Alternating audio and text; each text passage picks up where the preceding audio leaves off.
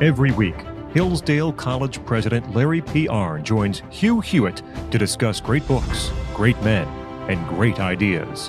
This is the Hillsdale Dialogues, part of the Hillsdale College Podcast Network. More episodes at podcast.hillsdale.edu or wherever you find your audio. Also at the Hillsdale College Podcast Network, check out the Radio Free Hillsdale Hour, the Hillsdale College K-12 Classical Education Podcast, The Larry P. Arnn Show, and more, all at podcast.hillsdale.edu. Morning, glory, America. Bonjour, hi, Canada. And greetings to all the garbage people out there who listen to the Hillsdale Dialogue. We don't care what Joe Biden thinks about you. Dr. Arnn and I like you.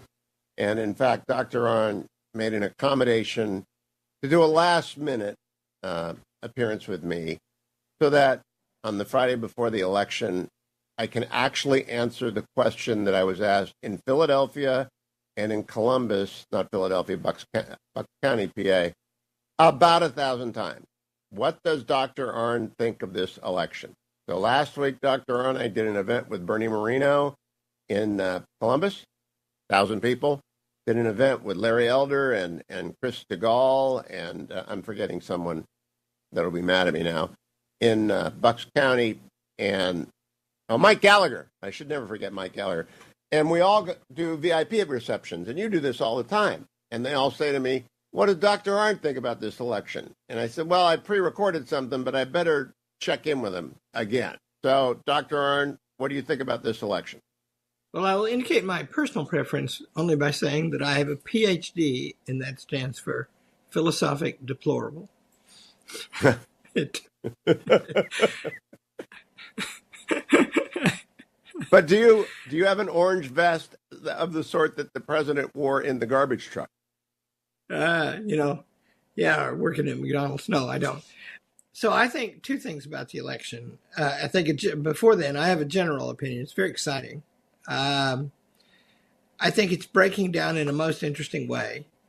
And I have a much more confident opinion about what's going to happen after the election than I have about what's going to happen, who's going to win the election. I'll get to that. Okay. I've been doing some arithmetic. I mean, first of all, the election is about fundamental stuff, right? It's yes. Explicit. It's not carried on from the point of view of elucidating principles and telling history, but the divergence is massive between the sides. I also hold the view as a student of politics that if you listen to political leaders, they may be liars, but they will, in the end, always tell you what they want to do, what they think. And so I think that's clear in this election, too. Here's my arithmetic. I'm not sure I'm going to make a prediction, but I looked up the Real Clear Politics average polling on October 31st, 2020, and the same for October 31st, 2024. In 2020, Joe Biden was maintaining a 7.4 percentage point lead. Today, it's, get it right, Trump is up a fraction of a point. That's a difference of, call it, 7 points. Yep. Trump overperformed in 2020 by 2.9%. If he overperforms this time, he would win the popular vote. That's a big deal. He would win the popular vote by 3 points. And 3 points is, what is that number? 10% would be 15 million. 3 points is 5 million votes. Biden in the popular vote, and this is, by the way, abstracting from whether the votes were fair or all that, right? Just what the count came out to be. Biden won by, how many did he win by? I got it here. About 7 6 million. Yeah, 7 million votes, yeah. Yeah. And 7.1 million. So what does that mean? That means if you like Donald Trump, those numbers are favorable. And then one reads stories that the early ballots are And, that's most ballots now. I deplore this. I don't like absentee voting at all. I don't like voting by mail at all. But the thing that I like the least is voting over a long period of time. And the reason is it gets away from the point. The point is we don't get to run any part of the government except through representatives, and we elect them. And Madison, who writes the best about this, in my opinion, in The Federalist, he talks about how that will breed discussion and thought before action.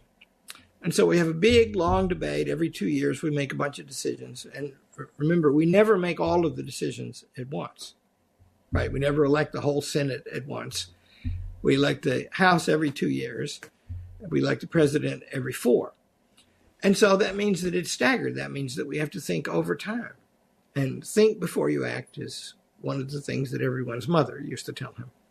And so it's 2. But then we as a people, every 2 years, get together and cast a vote having thought. Better if the situation is about the same and everything is the same things are known to us. So maybe let it go for a week, but not 2 months. That's a lifetime. Dr. Arnn, I voted early, and I ended up voting. I voted for Donald Trump and Kamala against Kamala Harris, but I voted before the Madison Square Garden rally, before the tasteless joke, which was by the undercard comedian that nobody knows about, before the massive and orchestrated outrage from legacy media, and then before Joe Biden stepped on Kamala Harris's rally and called people who support Donald Trump, like me, I don't know what you do, I think you're going to vote for Trump, but I don't know, garbage. And I understand the president is old and infirm and that the filters are down, but it's sort of akin to what Jonathan Swift said, that which said when drunk is usually thought out beforehand, or maybe that was Samuel Johnson.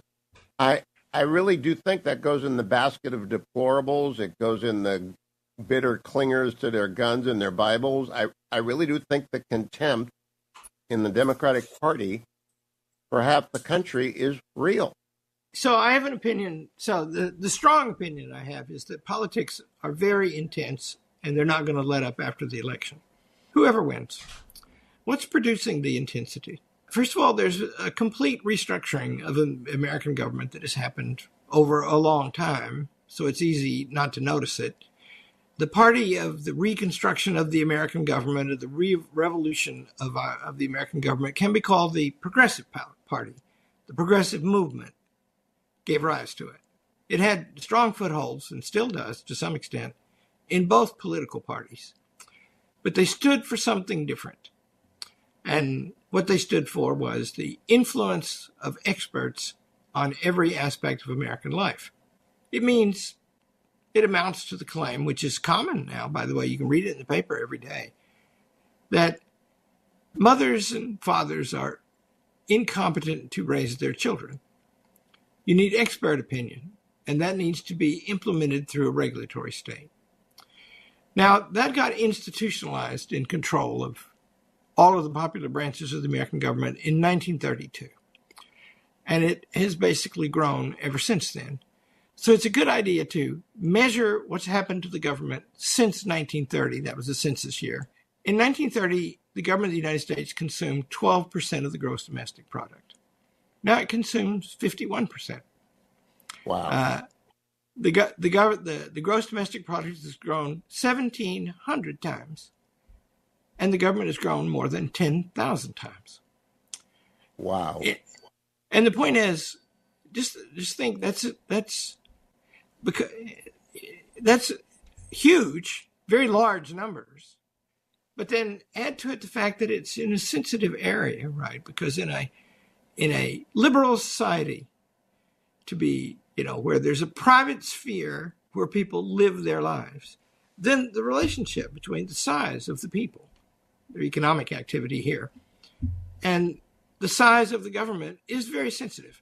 And because our Constitution operates by a large private civil society delegating authority to govern into a government, if the government gets very big, it changes those relationships.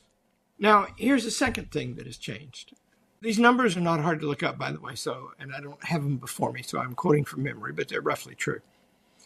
In 1930, that 12% of the gross domestic product raised and spent by the government was raised and spent in federal, state, and local government.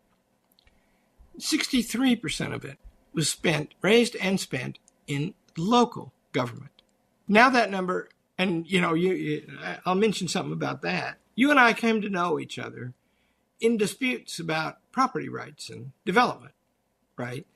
Well, yes. One thing that drives those disputes is the business of a local government is to keep its jurisdiction safe, clean, and well-maintained, to quote our mutual friend, Tom Tate, great mayor of Anaheim, California. Well, the government resources have been moved away from them. And that, by the way, is the basic function of government. So now it's under 20%. The federal government was 23% in 1930. Now it's over 60%. Wow. States have remained relatively constant. The feds and the local government have roughly changed places. So it's a different kind of thing. And I haven't done it, but I can tell you just because I know certain big facts.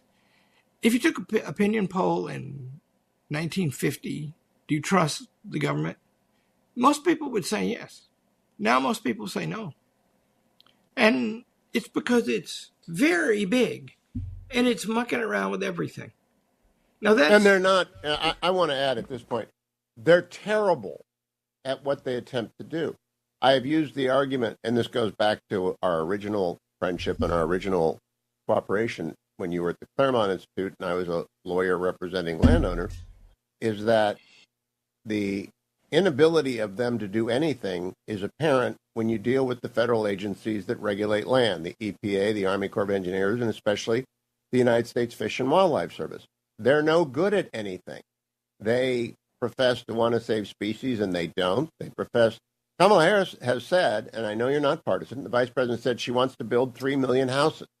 The federal government cannot do that except badly and at much greater cost than private sector. And I don't know that people don't intuit this, Dr. Arnn. I think they know that the federal government is very bad. Isolated difference about houses. The way houses get built still is that somebody buys some land and constructs a house and sells it to somebody. It's extremely important to whoever does that whether the people would like to buy it. And that means that it puts the discretion over what is built in the hands of the person who is going to live in the house. And it adjusts constantly, all the time. People who build houses are constantly studying what people want. The government doesn't have to do that. Stand by. We got to come back and hear the rest, because I love talking. That Larry Arnn and I go back as friends to 1989 when the Stevens kangaroo rat paralyzed Riverside County, and his think tank and my law firm went to work on behalf of landowners. We won mostly. We won because the government's not very good at this. And we'll continue the conversation. All things Hillsdale at hillsdale.edu. All prior Hillsdale Dialogues at hugh4hillsdale.com. We'll continue with Plato next week. But today I thought we need to talk about the election. Stay tuned. Welcome back, America. I'm Hugh Hewitt. I taped an emergency Hillsdale Dialogue late yesterday with Dr. Larry Arnn. Let's return to that tape. We're talking about Kamala Harris' promise to build 3 million houses. The point is, all of my big clients would spend hours trying to figure out whether or not to make the bathtub big or the bathtub small, and whether or not to have one room or 2 rooms on the first floor or 3 rooms on the first floor, and is 3 bedrooms better than 2 bedrooms? And they would therefore do a variety of what you're talking about. They would talk to potential customers, and then they would build that. Now, today, we have all over the United States public housing projects, which are disasters for the people who live in them and the communities in which they are placed. And they are slowly, like Cabrini Green in Chicago, being torn down. They are menaces. They built large, Stalin-esque, brutal structures. Turns out that you only live there if you don't have a choice. And so they're bad. It's a great book.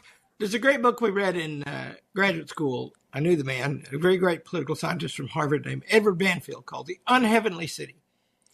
And in it, he quotes Republican Senator Lowell Weicker from Connecticut, who says, "We have built with federal money the slums in which people are living today, but at least we did something."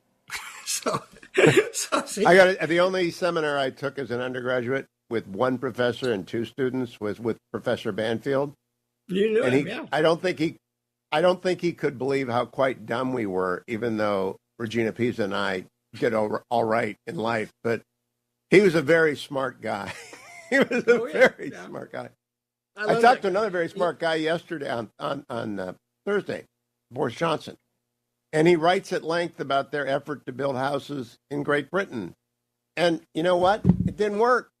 It did not work because people were snobbish about what people wanted.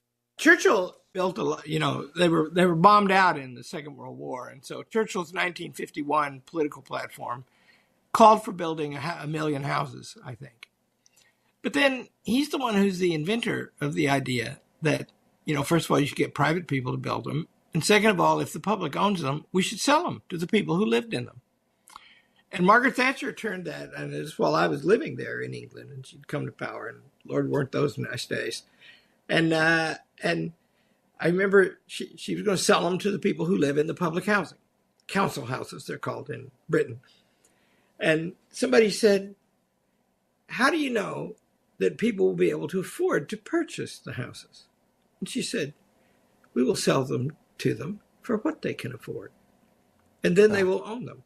And then they'll take care of them. And they'll have a stake," right? And that Jack Kemp got that when he was Secretary of Housing and Development, got a law through that was enforced for a while, that he could sell public housing to the residents. But the condition of him getting that done was that every time he sold one, he had to build another one owned by the public. Well, I got to ask you, because we don't want to run out of time, before I focus this on two things. Days ago, the vice president who wants to be the president gave her closing argument in which she said, and I quote, "I will trust the expert," close quote. At the same time, the current president of the United States, whether he is infirm or malign or mad or what a combination thereof, said that Trump supporters are garbage and the cleanup didn't work. What do you make of those two statements? What is fundamentally going on in the Democratic Party? We know Donald Trump. He's been the president of the United States. See, this trusting experts, that's part of my initial point. And here's the problem with that. If you hold office, there's a world in which you can think, in the order of nature, God didn't make, or nature is not so constituted that a being is not able to take care of itself. Baby wolves grow up to be wolves and know how to hunt, right?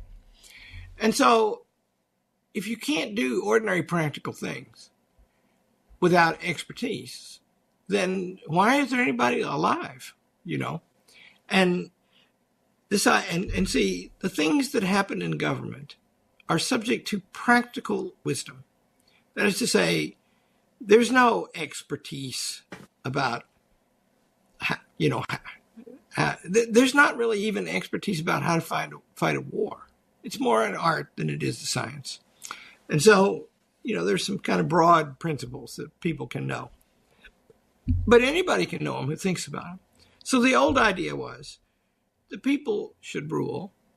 And the good thing about that is, because rule involves the use of force, it's always better if you're going to use force on somebody to get their permission first, right? And that's the reason why Hillsdale College is successful, is that I don't deal with anybody who's not a volunteer. I get my authority from the mission. That's right. See, I get my authority from the mission of the college and from the people who study and work in it. And they all have another option, and they can take it whenever they want. You see, that's brilliant. That's like the home builder too. See, well, if authority comes from somewhere else, if it comes from expert knowledge, right, then the people who wield that knowledge become unaccountable to those upon whom they wield it. In our Constitution Reader, there's an essay in which the claim is made by one of the early progressive fathers in America that the reason these civil servants who have the power to legislate and prosecute and execute and judge, they do all of that, all the powers of government in the hands of each agency. He said they'll be trustworthy because they'll have tenure and an adequate salary, and so they won't have any personal desires that will get in the way of them just doing the right thing. Now, that's just a complete misunderstanding of human nature, belied by the fact that some of the biggest donors in politics are public employee unions, and they're all on one side, right? So in the first phase of this new kind of government, it becomes unaccountable. Remember, it's born in hope. We should do a better job. We should apply the marvelous tools of science. At that time, science had made it possible for us better to pursue a central early aim of the American government, which was to settle the continent and move free government all the way across it. And we did that, right? And the locomotive and the telegraph and the telephone, all 19th century things, helped with that, right? And so why don't we just take all that and use that to run everything? That's a hope, right? There's something high-minded about that. And Vice President Harris's statement the other day participates in that hope. But now we've got history. We know what happens. In the first stage, it becomes unaccountable. And that makes it lazy and corrupt. Because, by the way, if I were appointed by the law to run the only college in America, and I could never be removed, I'd be meaner to the kids than I am now. and that's saying something, you know? Well, so we've actually seen that demonstrated on campuses during the Israel-Iran war with the abuse of students by professors for being Jewish. We've seen that. Yeah. We know it happens. Yeah. I want to make sure that I get to. We have 9 minutes left. You are an official biographer of Winston Churchill. Not only have you written your own book about it, you were part of the official biography turn. He devoted his life to the defeat of fascism, and he succeeded.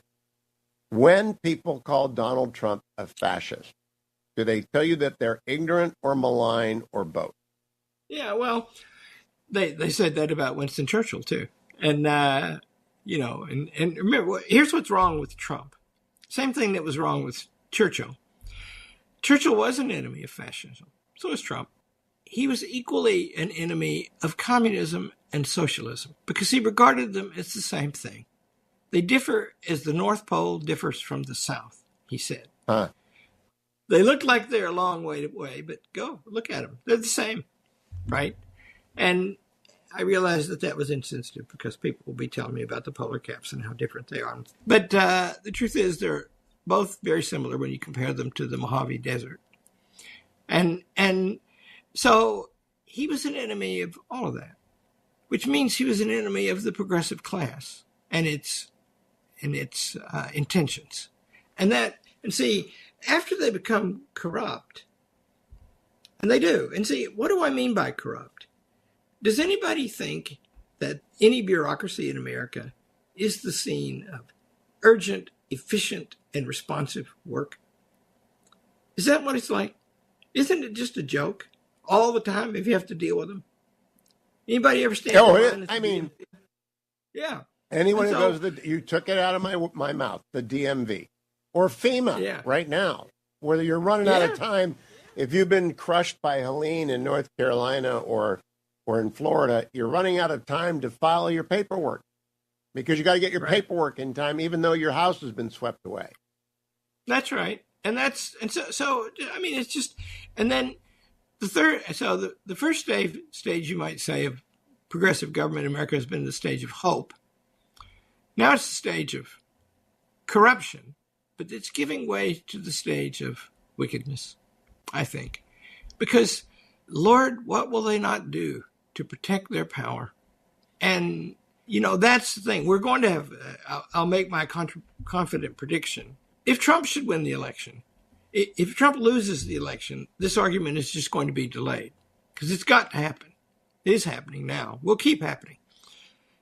If he's elected, the claim will be made that things he does are illegitimate because they do not go through the bureaucratic process. Because in the claim of this new form of government that has restructured America, in that claim, legitimacy comes from it being blessed by a bureaucratic process based on scientific expertise. And that's why we got the COVID shutdowns, right?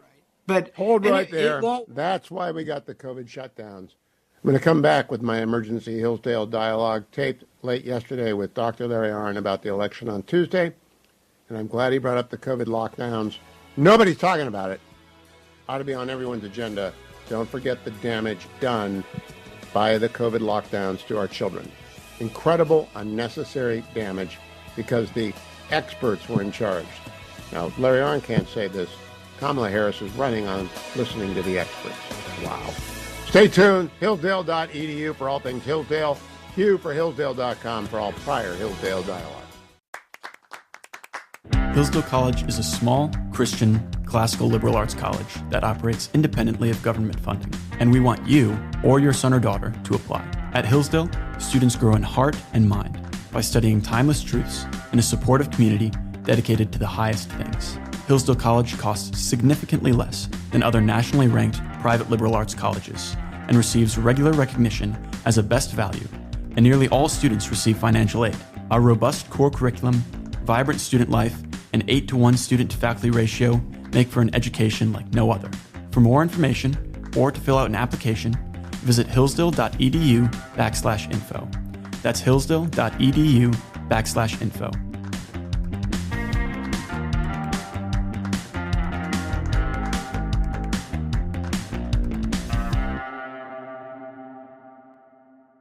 Welcome back, America. I'm Hugh Hewitt. I'll be back to the Emergency Hillsdale podcast in just a moment, hillsdale.edu.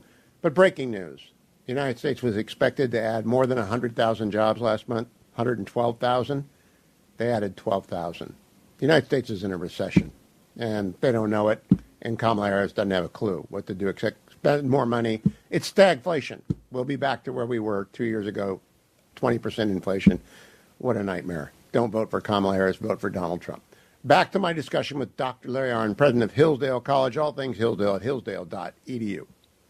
And it won't work. The very great Winston Churchill wrote to H.G. Wells when Churchill was 27 years old, and he said, I cannot believe that any society could work that would be governed by experts. Expert knowledge is narrow knowledge, and no one can be an expert on the range of things that go into every practical decision. The simple opinion of a plain person who only knows what hurts is a better guide, right? That's why this doesn't work, right? And the thing is that, those college professors who are threatening those students, they've lost the spirit of the college professor, which is kind of like being a monk, right? You spend your life learning erudite things and helping young people who have not begun their lives yet do those things. That's not an exercise in power, right? But if you are the guardian, the proper guides and rulers of the society because of your expertise, now you're interested in something else. Now you're interested in changing other people. And that's that spirit. You can find it if you get the first third of our Constitution readers about the founding. The middle third is about the slavery crisis. And the final third is about the arguments and developments of the progressive era. And if you just read those, you will see that that's what they were doing. That looks like I have been joined by my granddog, whom I'm babysitting, and he was jealous of the attention I was paying to you, Dr. Arnn, and not to him. So meet Ralphie, who is not as noisy as Woodrow, but is as persistent as Woodrow. Yeah, my wife just took my dogs are ugly, stupid, and adorable. Also, they're big, right? And my wife just took them out for a walk. Yeah, so Ralph is a Scottish Terrier, so aren't they nice? He's not big, yeah. But they're I would not. like to Tell me something about. Was it Churchill who said trust the people? Oh yeah. So if Trump loses, what do you say to people in advance? We got about 4 minutes here. I want to know what you say to Trump people after he wins and to Trump people after he loses, so that we're covered in both cases. Well, the people are the proper repository of political power because that's the safest and because they have a right to it in nature. You can't be doing things to people without their permission, right? When your own children are not minors anymore, you can't do that, right? But authority is not the same thing as truth. The German people voted by a large plurality, never a majority, for Adolf Hitler until elections didn't matter anymore. The fact that he got more votes than everybody else didn't make it right that he do that. And that means that Thomas Jefferson, in all cases, the majority must rule. But to be rightful, the rule must be reasonable and respectful of the rights of minorities. And the point is, if the injustices that compound in America today continue, they will inevitably produce more friction. That's why this is going to go on. And then the fact that this system is so entrenched and so long in the making and controls so much means it's not going to disappear overnight. My own view is it is threatened, that whole system is threatened right now to an unusual. I don't know of another time when it was more threatened, nor a time when it was more powerful. It is. The stakes are so high. You have to go and vote. Dr. Arnn, this is worth listening to again and again. Trust the people. Authority in the federal government is a bad thing. They are not experts. Look at these job numbers. All the economists predicted 112,000 jobs this month. They're off by 100,000. It's devastating news for people looking for work. There were only 12,000 jobs added in October. They had their excuses. Oh, we didn't see the hurricane coming. Oh, Boeing went on strike. It does not matter. Experts do not exist outside of you and your own life choices. You are the experts on your life. However you vote, make sure you vote. And I will be back on Monday with more updates on the election. Remind yourself, whatever you see about voting and polls, I can find you a poll to say anything you want. I really can. Generalissimo will put out Dwayne's World later today. For all the Hillsdale Dialogues and all the courses, I'm going to play more of Dr. Arnn on Monday and on Tuesday, because we continued our conversation for a little bit longer. Those will be special, a little bit special bullets of Larry Arnn. But in the meantime, if you want to not just exercise this weekend, go over to hillsdale.edu and watch some of the videos on the Constitution. Understand why I am praying Donald Trump wins. Because he does not believe in running your life or mine. That is the key. Thanks for listening to the Hillsdale Dialogues, part of the Hillsdale College Podcast Network. More episodes at podcast.hillsdale.edu or wherever you find your audio. For more information about Hillsdale College, head to hillsdale.edu.